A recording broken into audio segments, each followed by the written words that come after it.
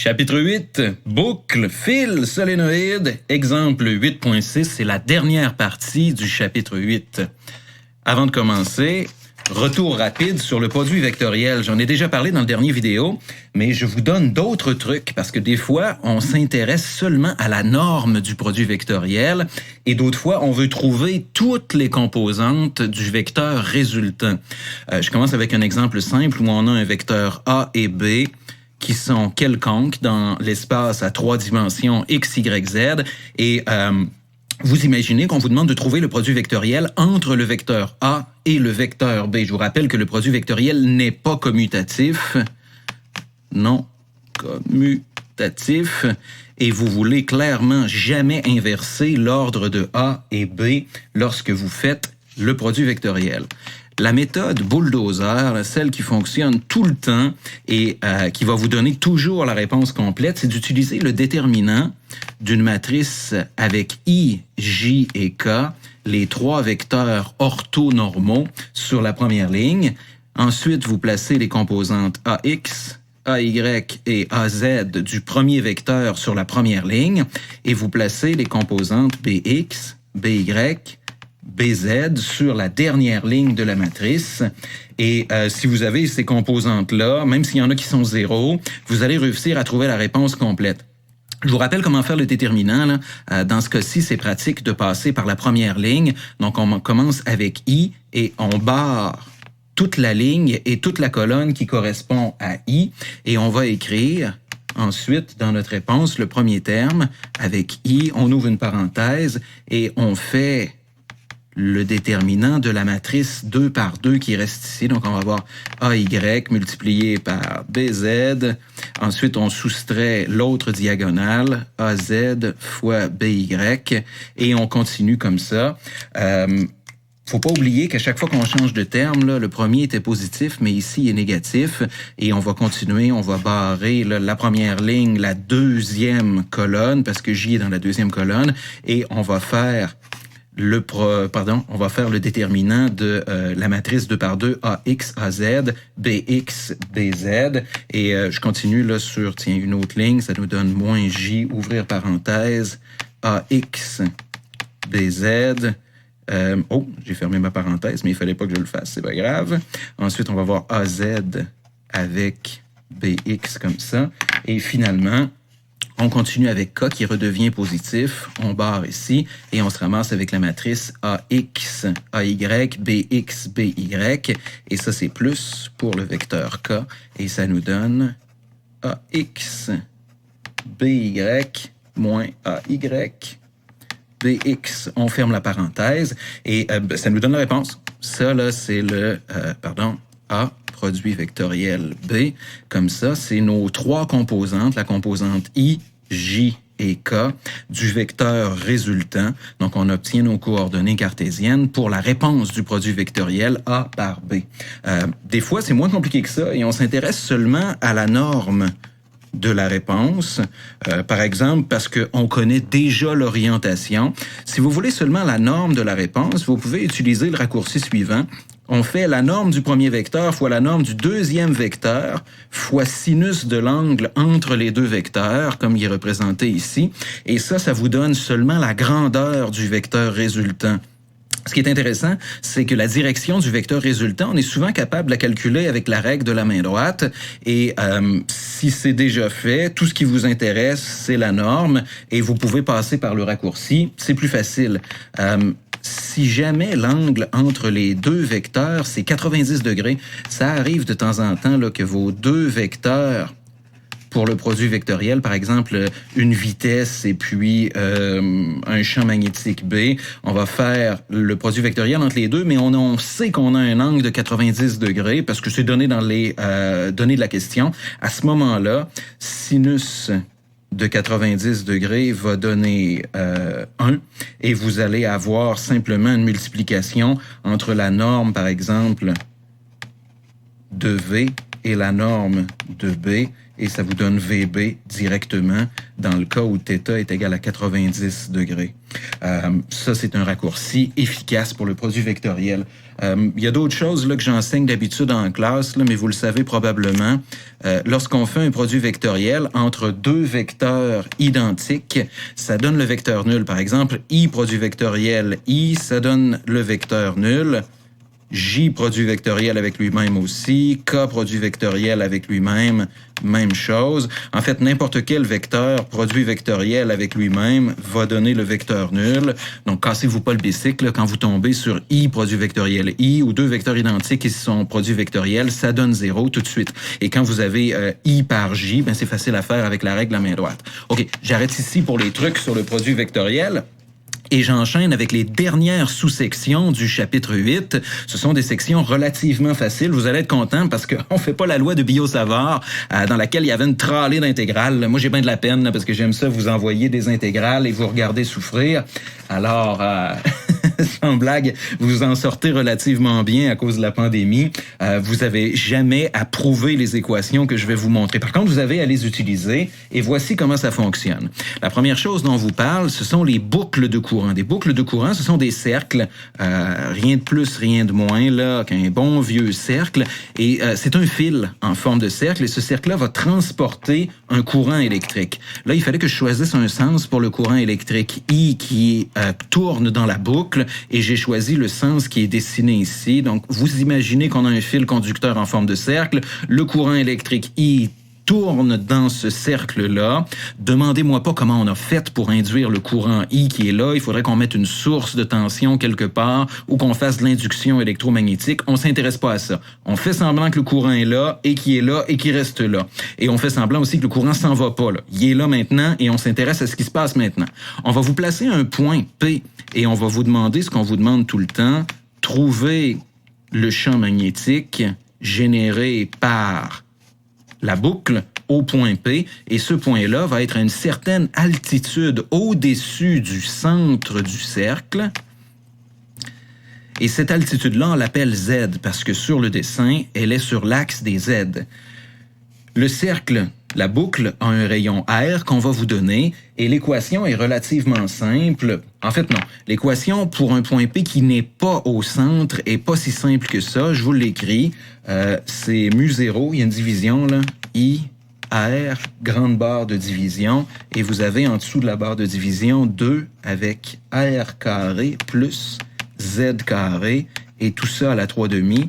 Et on va vous donner la direction K si vous avez un plan cartésien qui, comme le mien, a l'axe de la boucle orienté dans la même direction que Z. Le champ magnétique va être orienté lui aussi dans la direction des Z. Maintenant, vers le haut ou vers le bas, c'est à vous de le déterminer à l'aide de la règle de la main droite.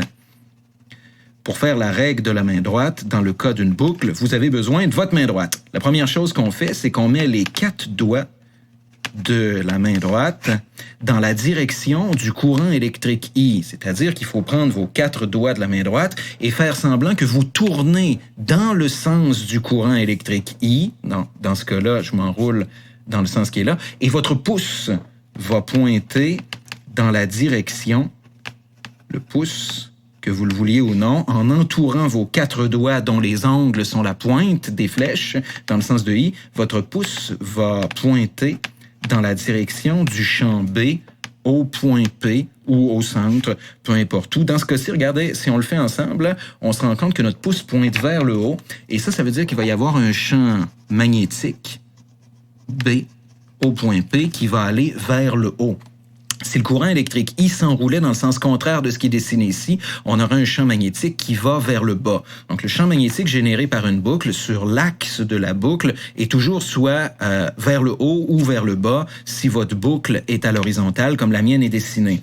Bon, maintenant, vous calculez le module avec ce qui est entre parenthèses bleu ici et vous faites la règle de la main droite pour obtenir la bonne direction compte tenu du sens d'enroulement de votre courant. Si la boucle n'est pas dans cette direction-là, tournez votre feuille, vous faites la règle à main droite de l'autre côté, il n'y a pas de problème avec ça. À la page 269 de votre livre, il y a un tester votre compréhension, un TVC, j'ai écrit TVR, mais c'est TVC, TVC 8.3, et on vous donne plusieurs sens de courant I, on vous demande de trouver le bon sens pour le champ magnétique B. Essentiellement, vous avez à faire la règle à main droite dans différents scénarios. C'est un super bon entraînement pour vérifier si vous avez compris. Maintenant, il y a un cas plus simple. Si jamais vous êtes au centre de la boucle, imagine que le point P est en plein milieu de la boucle, c'est-à-dire qu'il n'y a pas d'altitude Z. À ce moment-là, le Z qui est ici va tendre vers 0 et vous allez avoir une expression qui se simplifie dramatiquement. Je me rends compte que j'ai fait une erreur. Je vais la mettre en rouge. J'ai oublié un petit carré. Il y a un R carré au-dessus de la barre de division. Là, le R est au carré, en bas aussi. Au centre de la boucle, vous allez avoir le même genre d'équation, mais comme les choses s'annulent en haut et en bas de la barre de division lorsqu'on prend Z égale à 0, l'équation devient beaucoup plus simple. Vous avez mu0 fois I divisé par 2R et c'est tout. Pour le sens du champ magnétique, c'est la même chose que tout à l'heure. Vous utilisez encore la règle à main droite, mais pour trouver le module, c'est beaucoup plus facile. Comme il n'y a pas de Z, là, les R en haut et en bas de la barre de division vont s'annuler, vous n'aurez plus de carré, et ça se simplifie là, avec le 2 aussi à quelque chose de plus facile à faire. OK, tout est à sa place. Je change de feuille et je vous parle maintenant des solénoïdes. C'est la dernière sous-section du chapitre 8 qui nous intéresse. Je vous rappelle que les lois de Biot-Savart sont pas à l'étude. Donc, si vous voyez une intégrale, là, changez de page. Vous n'avez pas à faire aucun calcul avec les intégrales pour le chapitre 8. Bon pour vous. OK, solénoïde. Vous l'avez vu au secondaire, mais revoyons-le encore. Entre autres, la règle à main droite, là. C'est le même principe que la boucle. Commençons par le solénoïde numéro 1 que j'ai dessiné en haut à gauche. On voit bien le sens d'enroulement là, parce que j'ai exagéré en coupant mon trait les fils qui passent en arrière des autres fils. Le sens d'enroulement nous montre que si V++ est à gauche, il va y avoir un courant I qui va circuler dans cette direction-là. Le courant va monter, descendre lorsqu'il est en avant, remonter vers le haut lorsqu'il est en arrière, et on peut facilement appliquer la même règle de la main droite que pour la boucle, c'est-à-dire mettre les 4 doigts dans la direction du courant I, c'est-à-dire un enroulement là qui descend vers le bas en avant et qui remonte vers l'arrière lorsqu'on est remonte vers le haut lorsqu'on est en arrière, et vous allez avoir votre pouce qui pointe vers la droite. Le pouce qui pointe vers la droite nous dit que le sens du champ magnétique au centre du solénoïde est dirigé vers la droite. La vérité, là, c'est que les lignes de champ magnétique vont s'enrouler comme ceux d'un électroaimant, comme ça, et vous allez avoir des lignes de champ là, qui reviennent par en arrière et qui rentrent à gauche, sortent à droite. Je me rends compte que mon dessin n'est pas tant clair, mais vous avez compris le principe, et surtout, il y a des figures comme ça dans le livre, plus qu'il en faut pour comprendre comment ça marche. Pour un solénoïde qui va de l'autre côté, là, du sens d'enroulement contraire, c'est le solénoïde 2 que j'ai dessiné en bas à gauche, vous auriez un courant qui part du plus et qui va vers le moins, il n'y a rien qui change, mais regardez, le sens d'enroulement est différent et vous montez vers le haut lorsque vous êtes en avant et ça descend vers le bas en arrière. Monte vers le haut en avant, descend vers le bas en arrière. On fait la règle à main droite et notre pouce à ce moment-là va pointer de l'autre côté. Ça veut dire qu'on va avoir un champ magnétique au centre du solénoïde qui va vers la gauche. Même chose qu'en haut, là, en réalité, il va avoir des lignes de champ, tiens, je les ai mieux réussi, ceux-là, qui vont faire le tour du solénoïde et qui vont rentrer du côté droit dans le solénoïde et sortir du côté gauche. Et votre solénoïde va se comporter comme un électroaimant avec un nord magnétique à droite, à gauche, et un sud magnétique à droite. Pour l'autre électroaimant d'en haut, on aurait eu le nord magnétique à droite et le sud magnétique à gauche. Donc, des solénoïdes, ce sont essentiellement des électroaimants. Pour les rendre plus puissants, on peut placer à l'intérieur du solénoïde un cylindre ferromagnétique qu'on appelle le noyau du solénoïde, qui va renforcer dramatiquement le champ magnétique qui est généré par un même courant. C'est ce qu'on fait dans l'industrie. Là, quand on produit des électroaimants, on va placer à l'intérieur du solénoïde un noyau ferromagnétique fait de fer, essentiellement de nickel ou d'autres matériaux, des alliages ferromagnétiques, et on va être capable là, de dramatiquement amplifier le champ magnétique B qui est généré par notre électroaimant. Pour les solénoïdes, c'est ce que vous avez à savoir pour la règle de la main droite et la direction du champ magnétique, la position du sud et du nord magnétique de l'électroaimant. Maintenant, si vous avez un solénoïde et que vous voulez trouver la grandeur du champ magnétique généré par le solénoïde, l'équation est relativement simple. C'est B, le champ magnétique généré par le solénoïde, est égal à mu0 fois n minuscule fois I. Ça, c'est pour un long solénoïde ou au milieu d'un solénoïde. Je m'explique. Cette équation-là, voici comment elle fonctionne et voici quand vous pouvez l'utiliser. Mu0, vous savez ce que c'est, 4pi fois 10 à la moins 7, c'est une constante, vous y avez droit. N minuscule, c'est la densité de spire par unité de longueur. On la calcule avec N majuscule divisé par L majuscule. N majuscule, c'est le nombre de spires, le nombre d'enroulements que vous avez sur votre cylindre de solénoïde. Dans l'exemple qui est ici, là, j'ai un nombre de spires égal à 1500 tours de fil sur le cylindre. Pour les petits solénoïdes, numéro 1 et numéro 2, j'avais seulement 6 tours de fil. Typiquement, dans un solénoïde commercial, vous allez avoir plusieurs milliers de tours de fil et on n'est pas surpris d'avoir 1500 spires pour N majuscule. Pour calculer N minuscule, on divise le N majuscule par L, la longueur du solénoïde en mètres. Donc, N, c'est le nombre de tours et L, c'est la longueur en mètres. Et ça nous donne ce qu'on appelle la densité de spire par unité de longueur, N minuscule. Vous placez ça là-dedans et vous multipliez par le courant I qui coule dans votre solénoïde. Le courant I, vous pouvez le mesurer avec un ampère-mètre si vous en avez. Généralement, dans les exercices, on va vous le donner. C'est un courant mesuré en ampères. Vous entrez ça là-dedans, vous faites la bête multiplication et vous obtenez le champ magnétique à l'intérieur, au centre du long solénoïde, à condition d'être sur l'axe du solénoïde. Maintenant, les choses se compliquent. Si vous avez un solénoïde qui est court ou un solénoïde avec un point P qui vous intéresse, qui n'est pas situé exactement au centre, ben là, il faut utiliser une autre équation.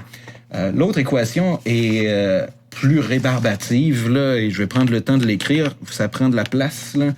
C'est mu0 ni sur 2, jusque-là, ça va bien.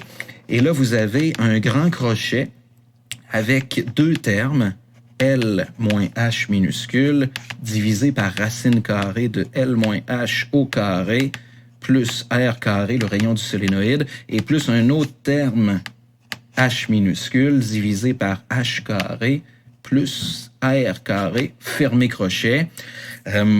Ça sert à calculer le champ magnétique pas au milieu. Donc, n'importe où, sauf au milieu du solénoïde, ou si le solénoïde est court, vous devez l'utiliser. Regardez ici, là, j'ai placé mon point P ailleurs qu'au milieu, et la distance H entre une des deux extrémités, n'importe laquelle, généralement on prend la plus proche parce que c'est plus simple, on l'appelle H minuscule.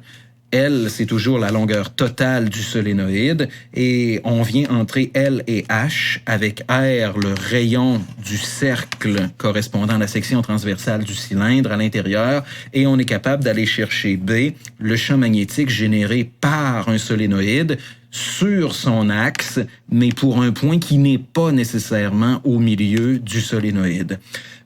C'est tout ce que vous avez à savoir. Là, normalement, on fait démontrer cette équation-là aux étudiants. La preuve est faite, là, la démo est faite à l'intérieur du livre. Il y a peut-être une chose que vous voulez savoir là avant que je vous laisse là-dessus, ou vous voulez pas la savoir, mais je vais vous la dire quand même. C'est que la grosse formule là, avec les H et puis les L et puis les R carrés, on peut l'apporter en graphique en mettant l'intensité en Tesla du champ magnétique généré par le long ou pas long solénoïde. On peut placer 0 et L ici pour H. Donc, c'est comme si notre solénoïde partait d'ici et allait jusque là. Et on peut tracer un graphique pour le champ magnétique sur l'axe, comme ça ici, à peu près comme ça ici. Il est supposé être symétrique. Donc, vous l'imaginez à peu près symétrique. Et en plein centre ici, c'est comme si on avait L sur 2, la moitié de la longueur pour H en mètres. Et ici, si vous faites le calcul avec la grosse équation, là, avec H minuscule, et puis L, et puis R carré, vous allez tomber que tout s'annule. Lorsque H est égal à L sur 2, on retrouve effectivement l'approximation qu'on avait pour le long solénoïde avec un point P exactement au milieu. Lorsqu'on est aux extrémités, ici, là, on trouve, ça aussi c'est intéressant, mu0 ni, mais divisé par 2. Tout s'annule ou presque, sauf le divisé par 2, et on trouve la même chose à l'autre extrémité, mu0 ni sur 2, ici, lorsque h est égal à 0.